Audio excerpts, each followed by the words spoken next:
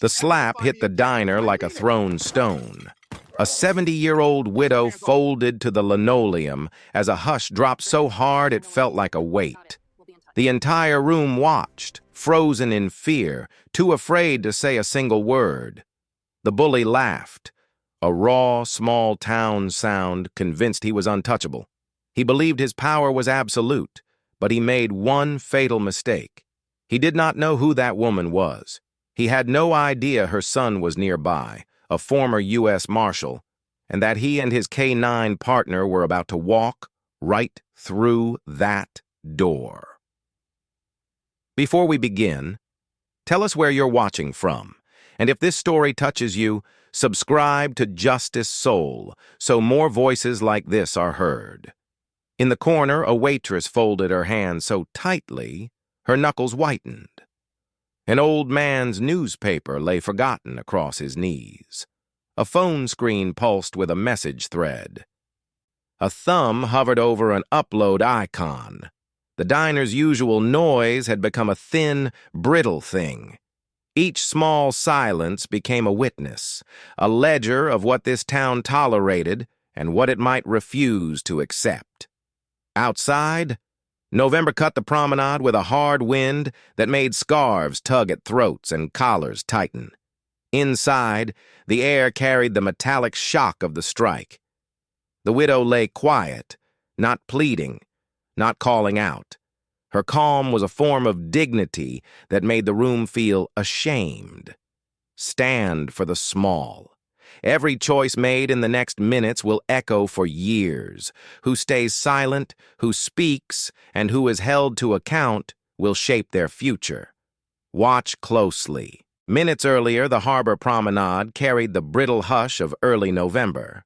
Estelle Johnson pushed open the diner door the way someone returns to a room that still fits.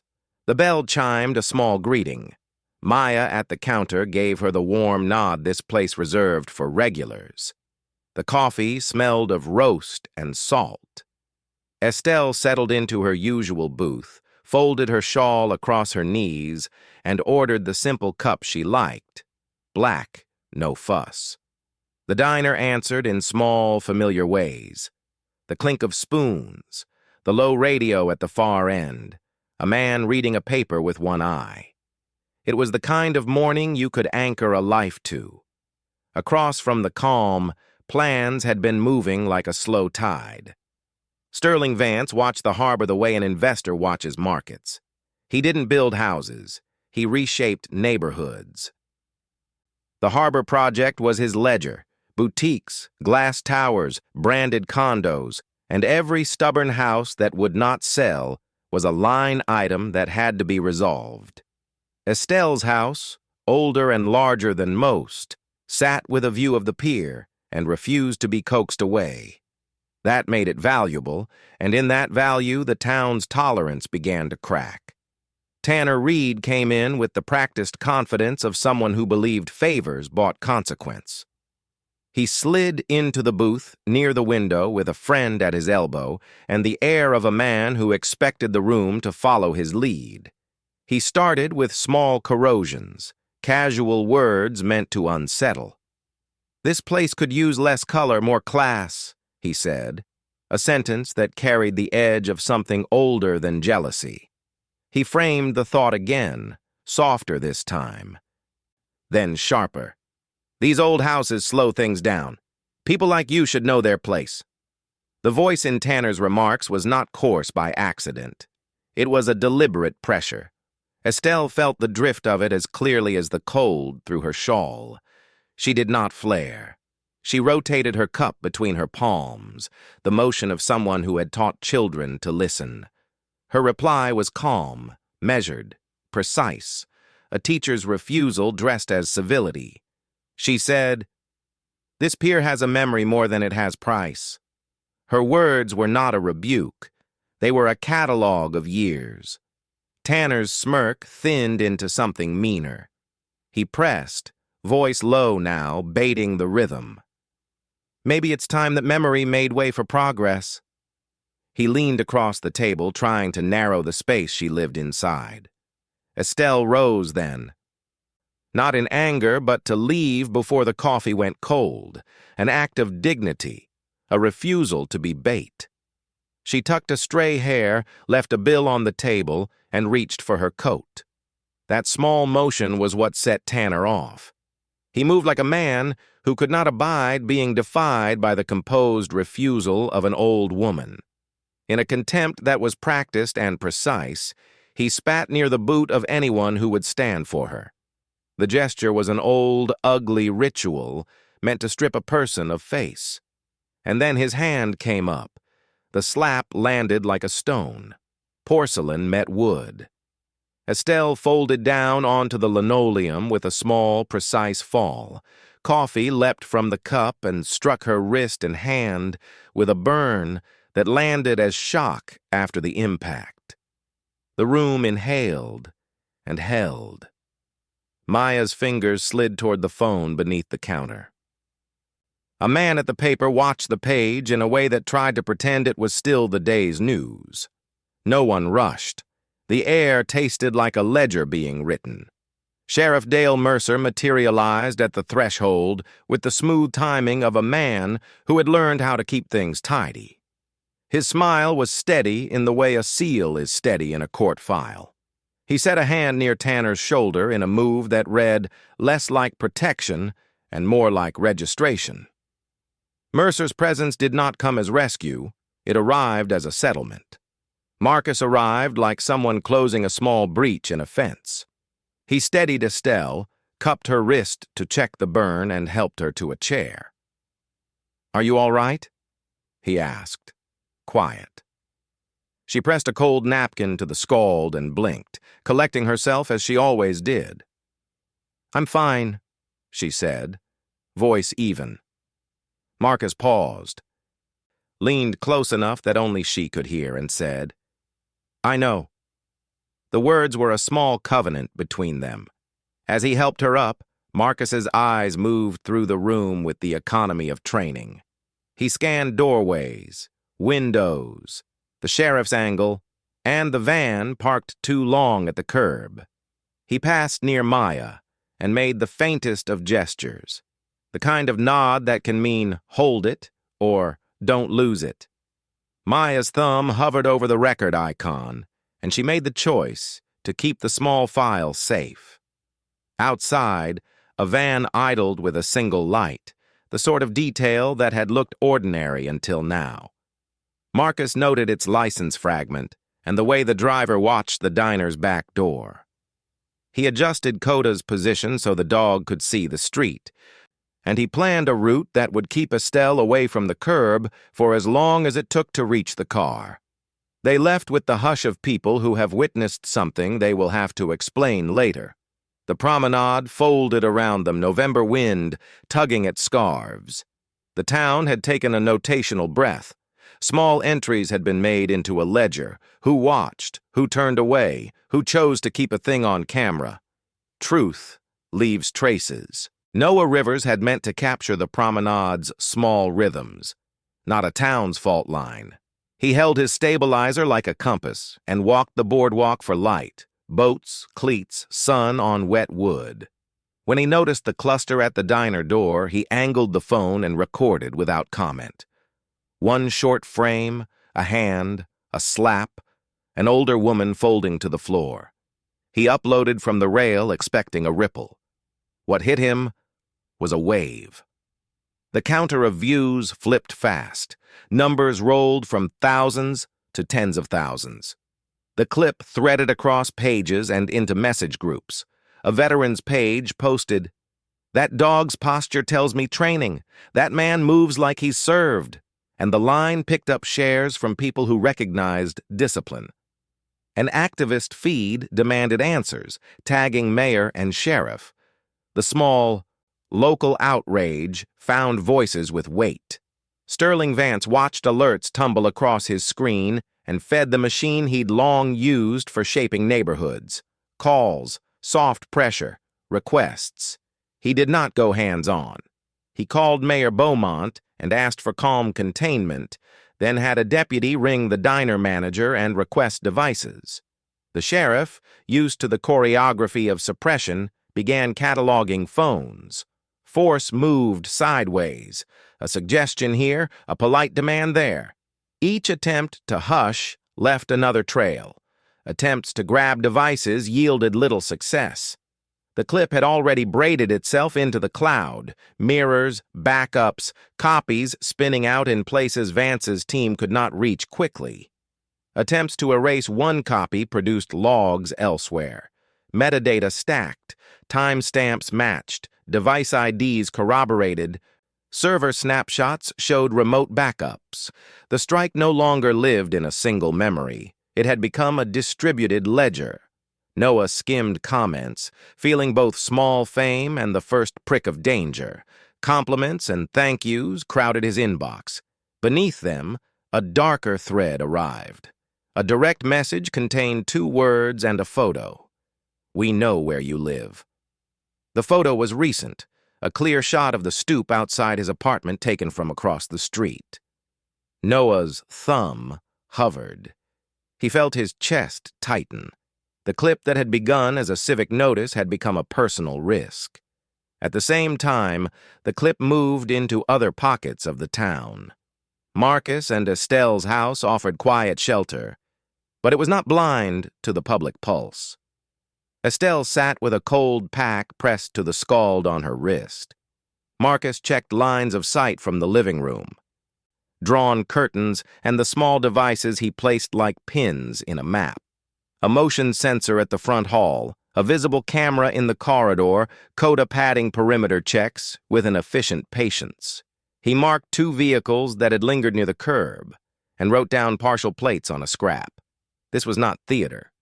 It was inventory. Marcus watched the thread that looped the clip into commentary. He saw a repost that quoted the veteran's note, and then, under it, a reply that read like a threat. "Keep your nose out, kid." Underneath that, he found a mention of Noah by handle and a comment that implied the building where the uploader lived. The swirl of public support had a countercurrent. The clip's wings were attracting attention he did not want. The house felt smaller with that knowledge.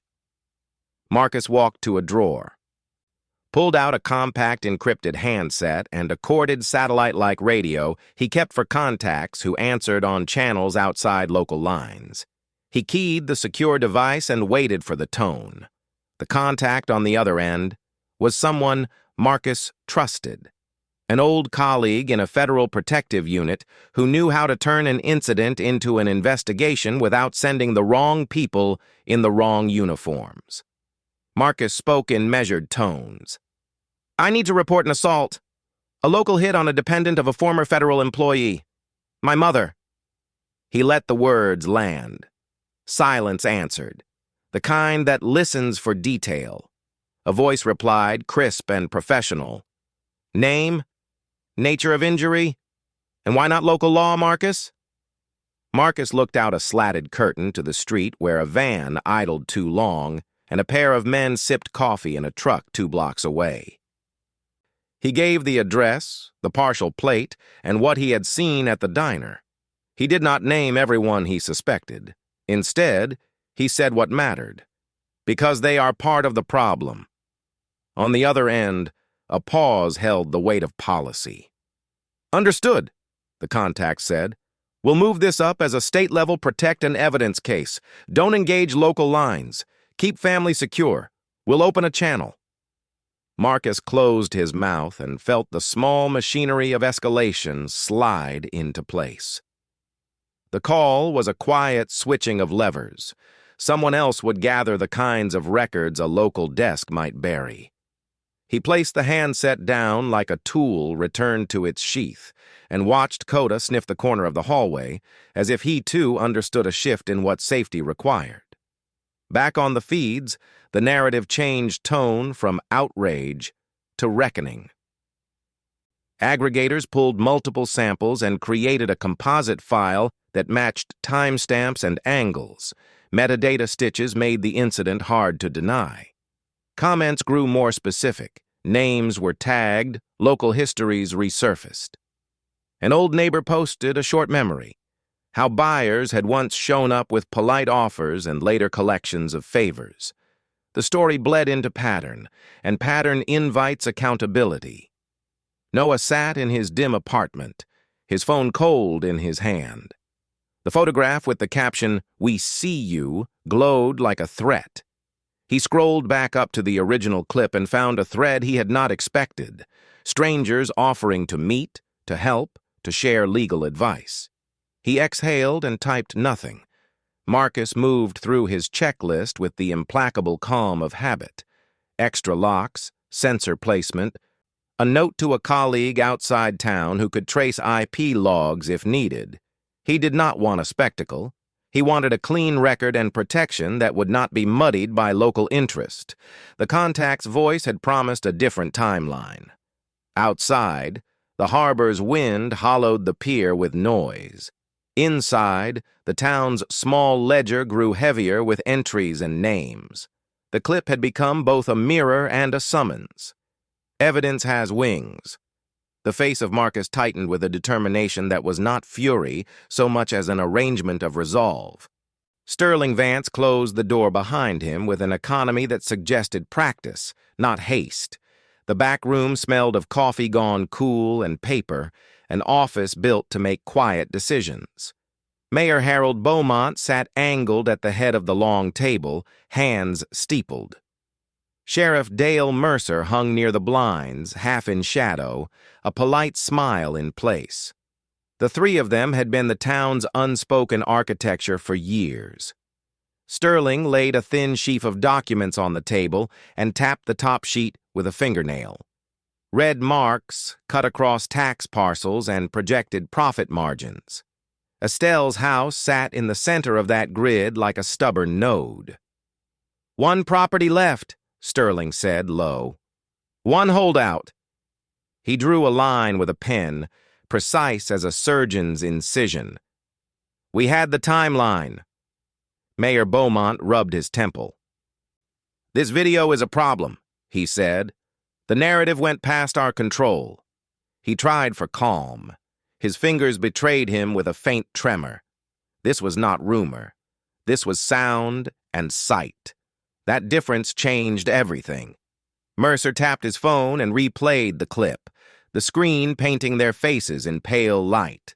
The slap, the fall, the frozen room. He set the phone down and looked at Sterling. "We've taken steps. Devices collected. Manager pressured." His voice had the steady cadence of habit. "But the upload originated outside." Sterling's eyes hardened. "Then find the uploader." He did not sound like a man issuing a favor. He sounded like a man finishing a plan. Mercer slid a single sheet toward them. It was not cash, not the blunt symbol of a bribe. It was the kind of thing that mattered longer.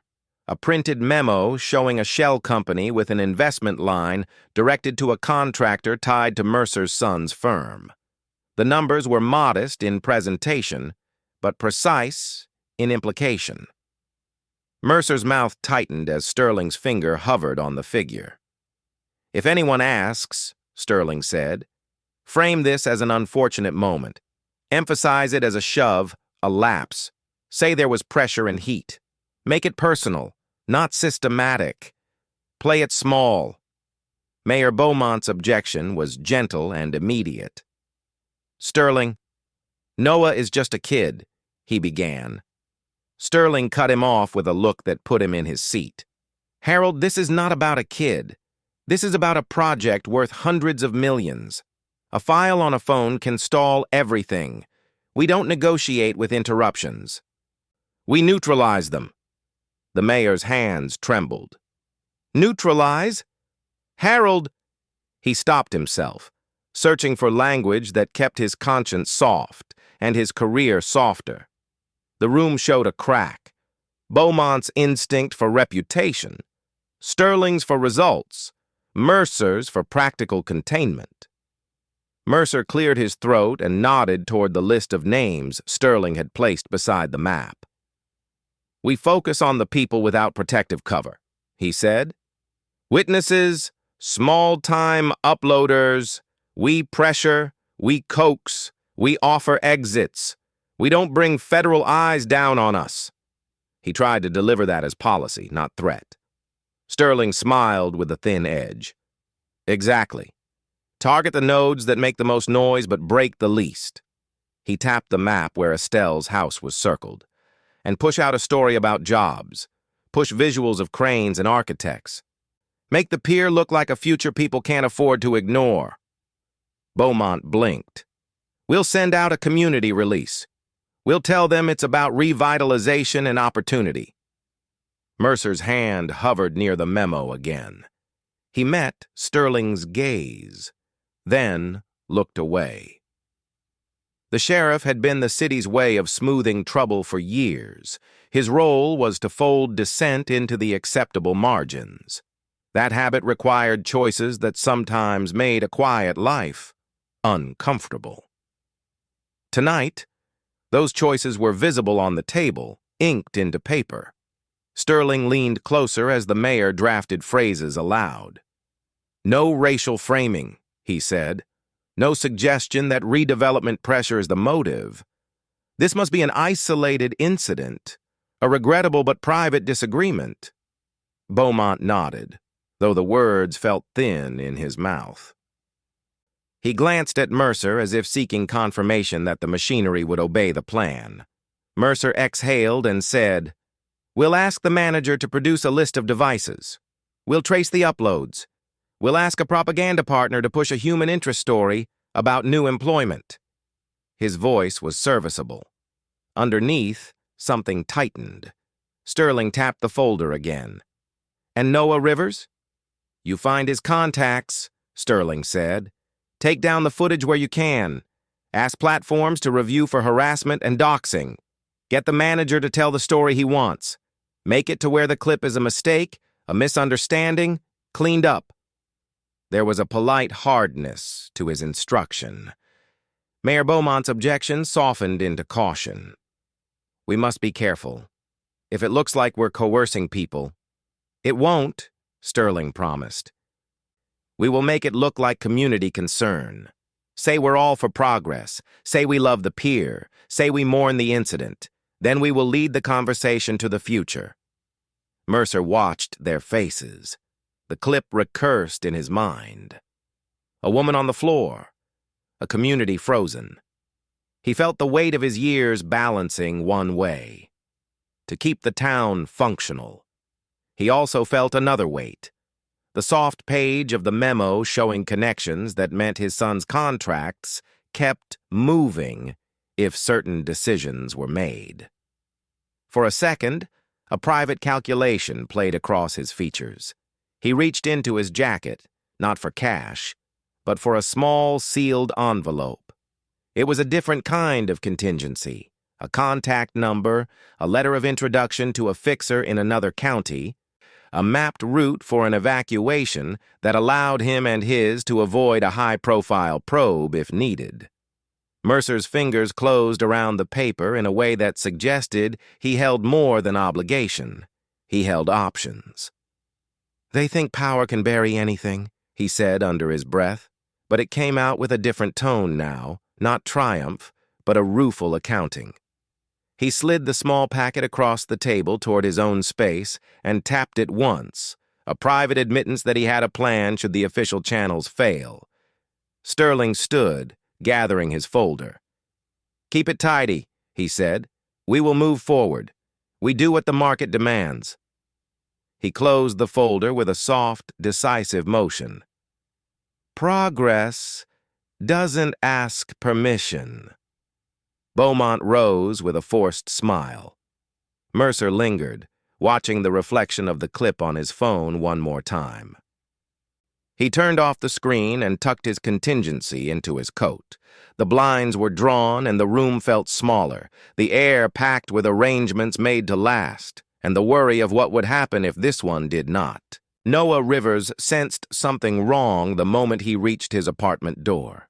It sat crooked in its frame, splinters like torn teeth along the edge. He pushed it open and felt the world tilt. His laptop, the one he'd built his entire channel on, lay cracked on the floor.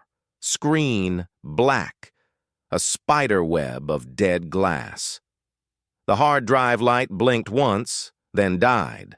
Drawers had been yanked out, their contents strewn across the floor like discarded thoughts. His camera bag lay gutted, memory cards missing. To a blogger, this wasn't vandalism, it was an amputation. He dropped to his knees, lifted the laptop, and the casing sagged in his hands. Months of footage, edits he hadn't posted, drafts he had polished and shelved, all of it lived inside this machine. He whispered, "No. Please, no." A sound too small for the broken room. As he set the laptop down, he noticed something on the table. A single card, placed neatly, face up. The ace of spades. A symbol with a meaning no one needed explained. In military folklore, it was a calling card, a warning, a promise that worse could follow. In the hallway, footsteps retreated. Someone laughed. A door clicked shut. Down at the diner, Maya folded her apron for the last time. The manager couldn't look her in the eye. "We just need distance from the incident," he told her, soft and practiced. She nodded, though her jaw tightened. She walked out with her apron clutched like something fragile. As she stepped outside, the old man who always read his newspaper folded it sharply, stood, and followed her out the door. Another regular rose too, silent, steady, trailing behind as if shielding her with their quiet presence. It wasn't rebellion. It was a small, stubborn refusal. Back in Noah's ruined apartment, his phone buzzed with messages, sympathy, outrage, warnings, but one notification froze him. A direct message from an unknown account. Attached was a photo of his own apartment door taken from the street below. The caption read, "We were here." His pulse jumped. He backed toward the wall. Across town, the clip was still spreading. Veteran groups debated Marcus's posture, noting the K9's stance. Activists tagged Mayor Beaumont and demanded a response. Local groups whispered about the pressure to sell properties on the promenade. The outrage didn't fade. It deepened. Marcus watched everything unfold from Estelle's living room. Curtains drawn, lights low, Coda patrolling in slow arcs across the hallway. Marcus had already set cameras at the corners and placed sensors near the entry. He knew how far things could go when the wrong people felt exposed. When his encrypted device pinged with an incoming message, "Protect the uploader. Do not involve local law enforcement," the choice became clear. He responded with a brief acknowledgement, then typed another message, one meant for a different recipient. Noah's phone buzzed again. A new text. From an unknown number. Short. Sharp. Directive. Do not reply. Do not trust local police. Go to this address. Right now. A location followed. A safe house across the harbor. Noah stared at the message. He couldn't tell if it came from a friend or a threat. But the card on his table said staying wasn't an option. Outside his window, a dark van idled. It had followed him before. Now, it waited. His breath hitched. He grabbed his backpack, empty now, useless, and stepped back from the window. Meanwhile, the promenade was shifting. People walked slower. Eyes lingered longer on corners and parked vehicles. A mother pulled her child closer while glancing at the diner windows. The air felt like it was holding its breath. Maya, walking home, flanked by the quiet escorts of two regulars, sensed it too. That collective tension as the town weighed fear against the urge to speak. On the internet, a new CTA spread through the hashtags, "If you stand for truth, follow this story. Don't look away." It pulled viewers deeper, gathering witnesses. Watch time spiked. Comments surged. The town had never felt so watched. Marcus studied the van outside Noah's building on a grainy camera feed sent by his federal contact. He recognized the shape of men who did jobs for money, not conviction. He made a decision. He went to a small desk in the corner of his house, opened the drawer, and retrieved the encrypted handset, the same one he used to call in the assault earlier. He placed a final message to his federal contact. "The uploader is being hunted. I'm relocating him. Track my coordinates. Stay on standby." He closed the handset gently. Then he checked his car keys, Coda's harness, and the route he had mapped earlier. Somewhere in town, Noah hesitated by his door, staring at the unknown message on his phone. His breath shook. The choice towered over him: stay and wait for the next knock, or trust a stranger who somehow knew exactly what danger he was in. One step. That was all he needed to take. Outside, a gust of November wind cut through the pier, rattling signs, making the lights flicker. The town felt like it was listening. Courage answers fear. The tablet's blue progress bar moved in a slow, bright line. Outside, ordinary house sounds gave way to footsteps passing the study door. Marion pressed herself flat beneath the desk, breath held, tablet clamped to her knees. The doorknob moved. Harold's slippers shuffled. A shadow crossed the doorway, and then the silhouette went on. Marion's pulse beat too loud in the hush. She waited, counted the seconds like a cautious prayer, then crawled free, slid the drive into her coat, and slipped out through the back into a night that smelled of salt and wet leaves. She sat in the car with the engine off and ran the sort of quick checks she had taught herself. Power on, file visible, file size, a small signature on the readout that meant the copy matched the source. She replayed a voice in her head, a word she had not expected to hear in Harold's private study: neutralize. The voice had been low, casual. The word had not been casual at all. It moved through her like cold water. Her fingers brushed the wedding band, gold-worn smooth over 20 years. She remembered Harold's promise to keep the harbor clean, not just of pollution, but of corruption. It had started with small compromises, favors for permits, the assurance that this was just how things get done. The word neutralize wasn't a beginning. It was the end of a road she could no longer walk with him. Her loyalty now belonged to the promise he had broken. Earlier that day, she had watched the clip everyone in town was watching. She had seen the old woman fold and the son enter the doorway with a stance that read, law and habit. She had seen the dog, a silhouette of discipline. Later, while tidying a hall, a thin gap in a door let her overhear a sentence that changed everything. She went back to the study, found the ledger lines that linked contractors to shell companies and transfers aligned with zoning votes. She copied what she could. She did not take the drive to a friend. She did not trust the office she had once relied on. She called a number she pulled from an old neighborhood list, left a short, hushed message. "Mrs. Johnson, this is Marion Beaumont. I have something you need to see. Old Pier. 1 hour. Alone." Then she waited in the dark with the engine off, watching the pier lights burn and the town exhale. Estelle stood over a kettle when Marcus turned the message to her. He read the name, and tension tightened the muscles at the back of his neck. "She lives with the mayor," he said. His voice was a small thing that carried much. Marcus folded caution into a plan. "Mom, don't go alone. It could be a trap." He gave her a list of precautions: a safe route, a number to call, a neighbor to contact. He set Coda's harness in the hallway, a silent request for her to wait. He also sent a terse encrypted note to a contact: "Protect the uploader. Do not involve local law." Estelle folded the cloth on the counter and looked at her son. She had a teacher's eye for danger and for courage, the steady glance that ate alarm.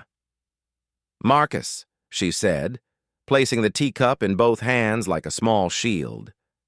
She sounded afraid, not mendacious. "If Marion is frightened enough to come to me, then she's found the wrong neighborhood to whisper in. I will be careful. I will be quick. You stay close." He let her go with a list and a look. He did not like it, but he loved that look of hers, the one that could make a classroom hush. Marion watched from a dark sedan as Estelle stepped toward the lamplight on the old pier. The lamplight made Estelle's face a calm coin. Marion stepped out and walked up without rehearsing a single line. She handed across the small drive in a palm that didn't tremble. Estelle took it like a matter of fact. "Why me?" Estelle asked once. "Because you don't turn away," Marion said, "and because your son moves like someone who can hold a room while it burns. I need someone who knows which records matter." Estelle slid the USB into an inner pocket, the gesture matter-of-fact and final. "We will bring this to Marcus," she said. "He will know what to do." The decision made the target specific and practical. For a heartbeat, the SUV that had tracked her route sat like a dark tooth across the water. Marion saw its outline in a shop window, felt cold, and did not flinch. Estelle's hand lay lightly over the stick in her pocket, as if feeling for a small hidden star. "You were right to come," Estelle said. "But we don't publish. We secure. We let the right hands work." Her voice did not ask for bravery. It measured it. "Marcus will be careful. I will not be the one making a spectacle." Marion circled to her car and, under an amber street lamp, ran one last quick check on the file, a ritualary glance that confirmed matches and sealed intent. She tucked the tablet away, hands steady, then slid into the driver's seat and eased into the dark road. Back at Estelle's, Marcus set small defenses like a man who preferred plans to prayers. A motion sensor placed where it would be seen, doors double-checked, a neighbor briefed to watch for a dark van. He keyed a short encrypted note to his federal contact. "Uploader at risk. Moving evidence secure. Do not involve local law." He checked the street and the plates he had noted earlier. He breathed, methodical as a man folding lists into action. Marion drove with one eye on the pier's dim lights until the SUV that had watched turned away. She had made the decision that would open a path. The files were in pockets now, and a man who knew how to hold a room had been named as the steward. It was not a victory. It was a movement. Conscience costs courage. The secure line pulsed. Marcus keyed it. "Rossi, OIG," a voice he knew said. He spoke the incident plainly. Time, place, the file signature. Rossi listened, then cut to the chase. "We'll treat this as a protect and evidence case with federal handling, but file under a state rubric to avoid tipping local chatter." Marcus cut in. "State level? With the sheriff and mayor compromised?" Rossi's voice did not flinch. "I know the risk. That's why the case will be handled by my team under DOJ authority. We'll file through state channels to preserve cover. You'll get federal protection and documentation that cannot be quietly erased."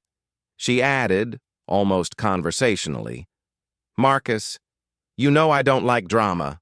I like facts. Get them to us intact." Two unmarked vehicles arrived without spectacle. An agent, a woman with calm, procedural eyes, showed credentials naming DOJ oversight and moved into the house with purpose. The lead agent nodded toward the lockbox. Marcus opened it, photographed the envelope, and signed his name across the seal.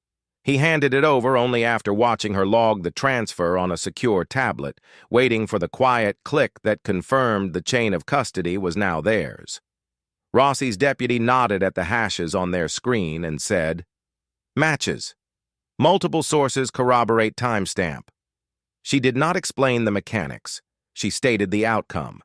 The evidence was now in a mirrored, secure environment that could not be altered without notice. That sentence was the legal equivalent of locking a door and throwing away the key. The agents took Estelle's statement first, her voice even and clear. Marcus sat nearby, adding the technical details he had collected, partial plates, van descriptions. They recorded it all with methodical patience. Outside, a patrol car drifted too slowly down the street and then turned away. Sheriff Mercer making a circuit that could be read as casual or counted as reconnaissance. No one mentioned it aloud. Marcus saw it out the window, made a note, and moved on. Rossi's deputy reviewed the assembled file and said, "We'll prepare warrants. We'll interview witnesses in person. Expect pushback, but do not engage local officials unless we instruct. We'll place a hold on any evidence requests that don't come through our channel."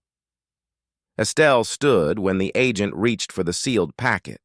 She put a hand to the small dented envelope, feeling the shape of what had been carried at risk. "A woman came tonight and risked herself for this," she said softly. "Not a plea, but a ledger entry. Make sure what she gave you matters. Make sure it counts." Her words landed like a small charge in the room, a reminder that paper and timestamps were more than data. They were human costs. The deputy looked at Estelle and replied with a single promise. "It will be treated as if a life depends on it." The physical evidence was photographed, logged, and sealed. A copy was mirrored to a federal server. The agents then made brief calls, quietly securing other camera footage and arranging interviews with Noah and other witnesses. They made a map of their next steps and folded it away. Rossi connected once more on the secure line, voice soft with focus. "We'll move on warrants when we can prove chain and probable cause. We'll do it in a way that limits local interference. Keep Estelle safe. Keep Marion off the grid for now." She paused. "Let truth be the judge." Marcus exhaled a breath he hadn't realized he'd held. The agents packed up in silence and left like men who had made a promise to the paper they carried. The file was no longer just a document in a house. It was an item in a system that tracked hands and time and would speak in court more loudly than any political whisper. Outside, the street returned to its ordinary sounds, but with a different weight. The presence of federal care did not erase risk. It shifted the battlefield. Marcus watched the cars go and felt the slow, hard tilt of something actionable. The town's ledger had a new official column, and someone would have to answer to it. Dawn broke gray over the Harbor Promenade. A line of unmarked SUVs threaded into side streets, and agents stepped out. Quiet, professional, faces set to work. They did not shout. They did not need to. At Mayor Beaumont's gate, an agent knocked and waited with the patience of paperwork that did not tolerate argument. The mayor opened the door, and for a beat his rehearsed composure split into surprise, then calculation. The agents read the warrant aloud.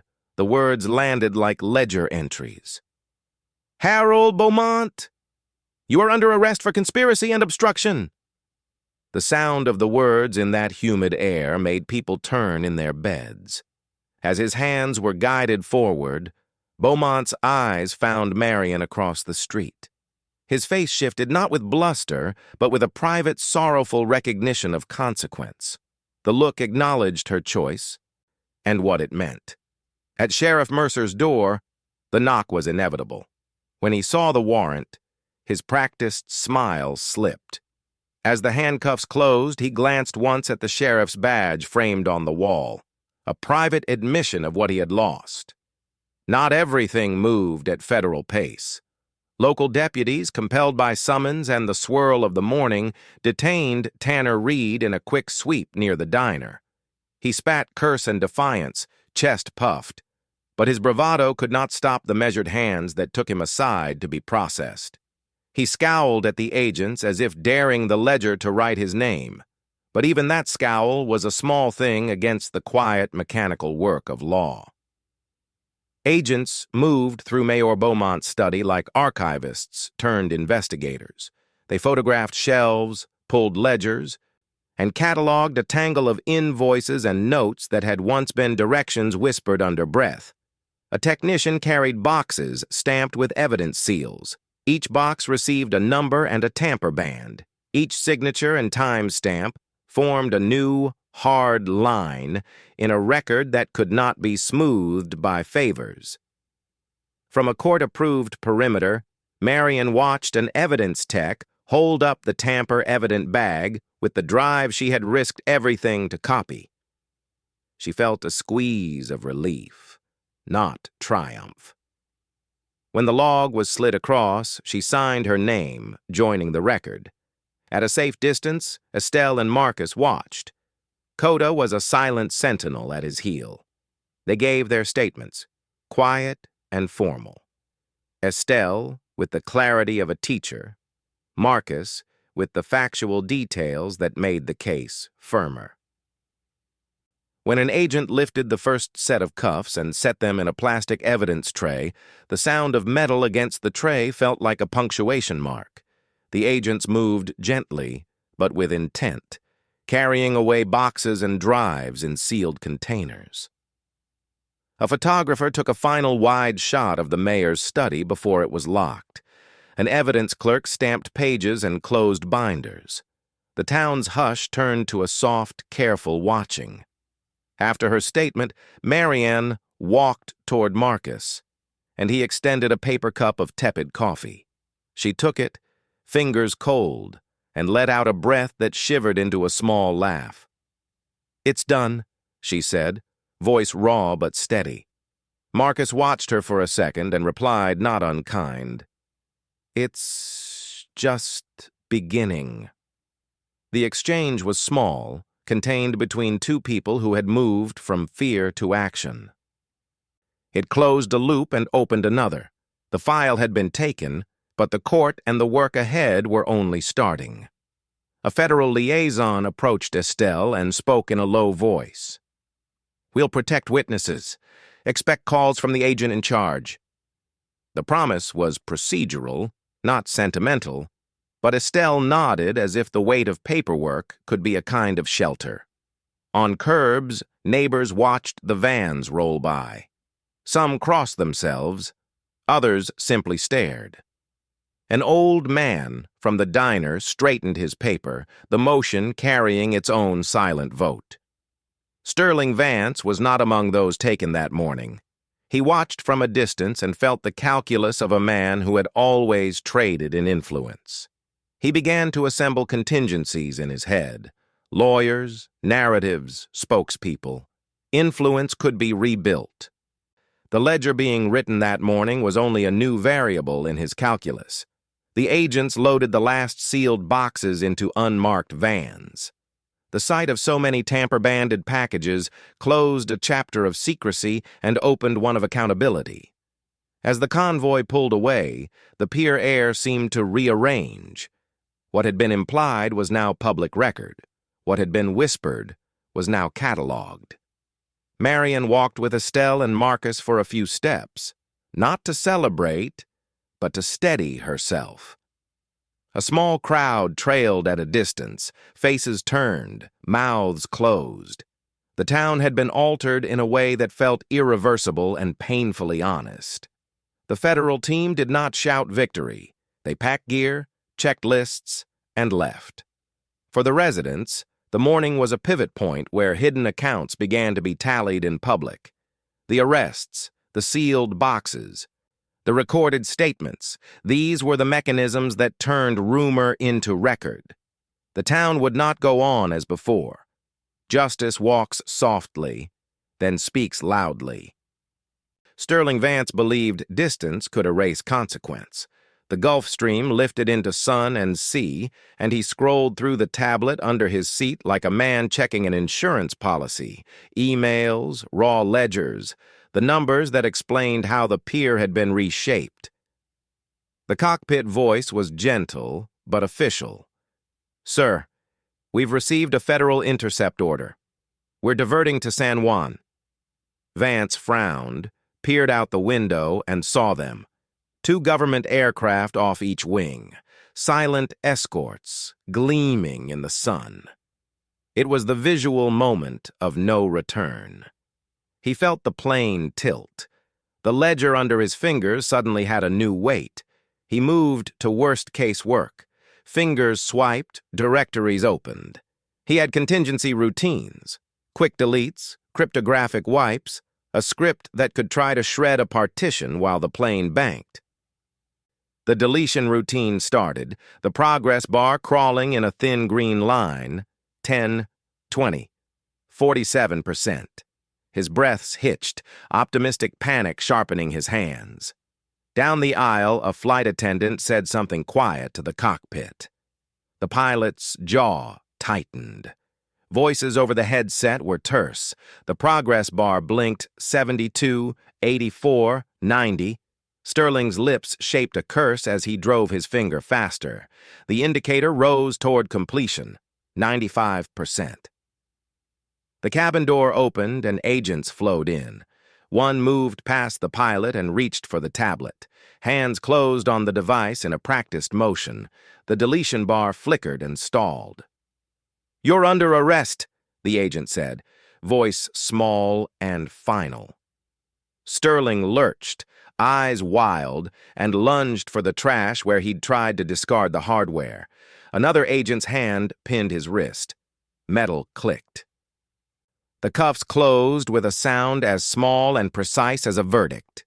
In the galley, a tech worked with a tiny, methodical fury, pulling the tablet into a Faraday-lined pouch and then attaching a tamper strip.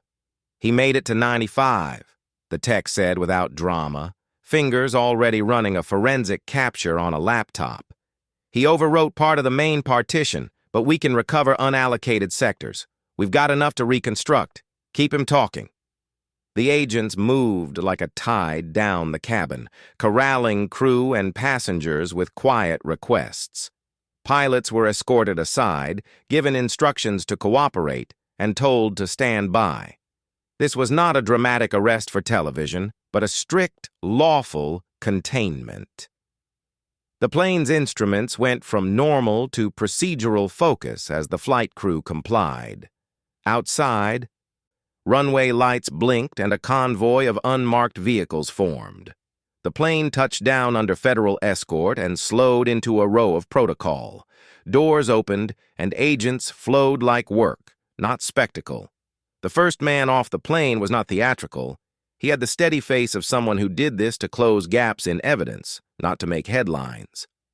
Sterling's protests thinned as the gravity of the moment took him like a draft. He tried to parry with lawyers' names, with threats of injunctions, with the old currency of influence. The men moving him were not moved. One tech began imaging the tablet. A progress bar ticked as forensic tools read the untouched sectors. Lines of data scrolled in a quiet window, pulling names into the open. The agent in charge read him his rights and guided him toward a vehicle. The cuffs were cold and final. Sterling's face lost the practiced patina of control and drained into a private shock. He looked to the sky as if to measure the distance he had just attempted to buy, and then looked down as officers photographed his hands and the case. In a secured tent on the tarmac, a forensic specialist called out items found in the tablet as they were imaged. Recipient addresses, invoice references, a sequence of transfers. The lines created a map. Each node was another place where influence had moved money, another rung in the ladder the investigators would climb. "That's our probable cause," someone said, the tone matter-of-fact, but not celebratory. Vance's tablet, once a private repository of plan and privilege, had turned into a loud, indexed object. Agents cataloged the device and its images, copied files to secure servers, and sealed the physical hardware in tamper-proof cases. The image was then mirrored and checksummed. a legal drumbeat that would not stop. Sterling was guided into a vehicle with the careful restraint of people who knew how to avoid theatrics but understood the symbolic consequence. He did not shout as he had once. His voice was small and thin. The plane that had carried his escape now returned him to a network where the ledger would be read in courtrooms and depositions, not gossip over coffee. An agent typed a quick dispatch. Tablet imaged. Ledger extracted. Suspect in custody. The world Sterling had tried to outrun had caught him mid-arc. The man who thought to buy distance had discovered some purchases have no refund. No escape outruns the truth. Tanner stepped up to the podium and felt the room settle like a held breath.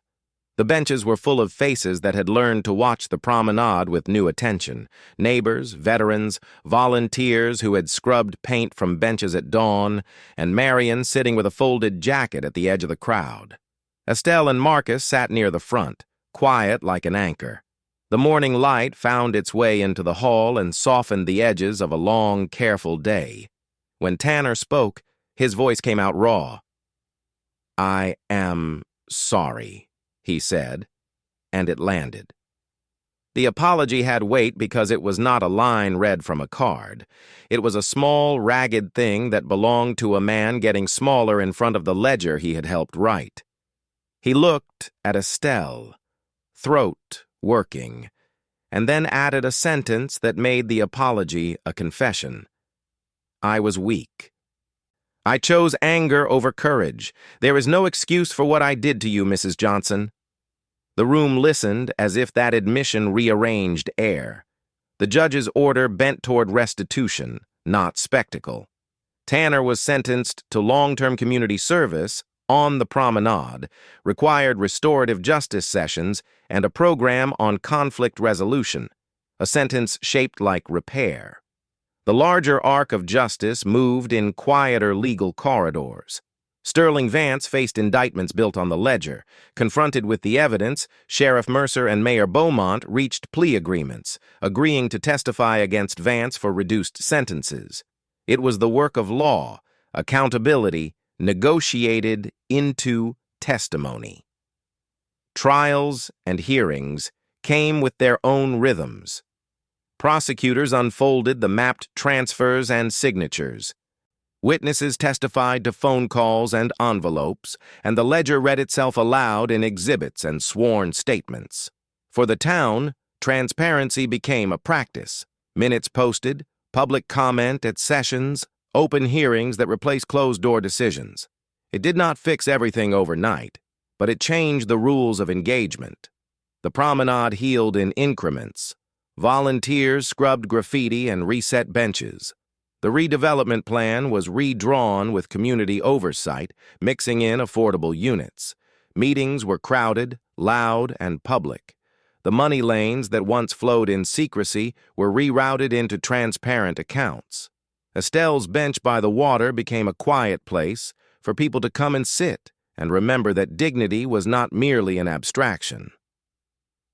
The plaque next to it read, "In honor of Estelle Johnson, for steadiness in the face of indignity." Children left drawings, neighbors brought flowers. The small ritual of tending the bench became a public practice, a way for a town to keep its promises in daylight. Estelle herself deflected the spotlight with the calm that had always been hers. When neighbors fussed and offered tributes, she took them as if taking in weather, gratefully and without spectacle. Marcus accepted modest commendations from civic groups and veterans organizations, but he wore acknowledgement like a work jacket, something useful, not a banner. Coda slept more, and the dog's quiet presence became a balm for a household that had been through too much. Noah rebuilt his life with help from subscribers. His channel shifted from a viral moment to a civic platform documenting the town's repair. Marion kept a quieter role, active in planning meetings, watching public documents like a careful steward. When thanked, she would only nod and say, "We needed to stop listening to whispers." There were real costs. Some left town, contracts were unwound, jobs relocated. But there were also glimmers: a new cooperative, a community garden, a children's art program at the Pier. On a bright morning, months after the first strike, the town gathered at the promenade for a small ceremony. Estelle stood by the bench and smiled in that gentle way that had always been her shield. She lifted a child's crayon drawing and tucked it into her pocket. Marcus stood beside her, coda at his feet. The scene was simple but deep. It felt like the center of a story that had found its focus. Estelle turned and looked at Marcus. Her voice carried with the same clarity she had used in a classroom for years. "Stand for the small," she said. The words were not a slogan, they were a covenant. Marcus leaned in, meeting her eyes, and answered, "And let truth be the judge." His voice was steady like a closing of a loop. A listener near the back heard it and repeated the line aloud. Then another, and another. The mantra moved across the crowd like ripples, joining the town in a chorus that was small but shared. The legal chapters would continue: depositions, hearings, and possibly appeals. But the town's daily life had recalibrated. Meetings were recorded, budgets posted, and community voices woven into decisions that had once been brokered in private. The promenade began to host farmers' markets and free concerts, the kind of gatherings that make a place feel owned by many hands instead of a few ledgers. If this story moved you, subscribe to JusticeSoul. Share it with someone who needs to see that quiet courage can turn a secret ledger into a public record. Support local journalism so other towns can keep their ledgers open. Stand for the small. Let truth be the judge.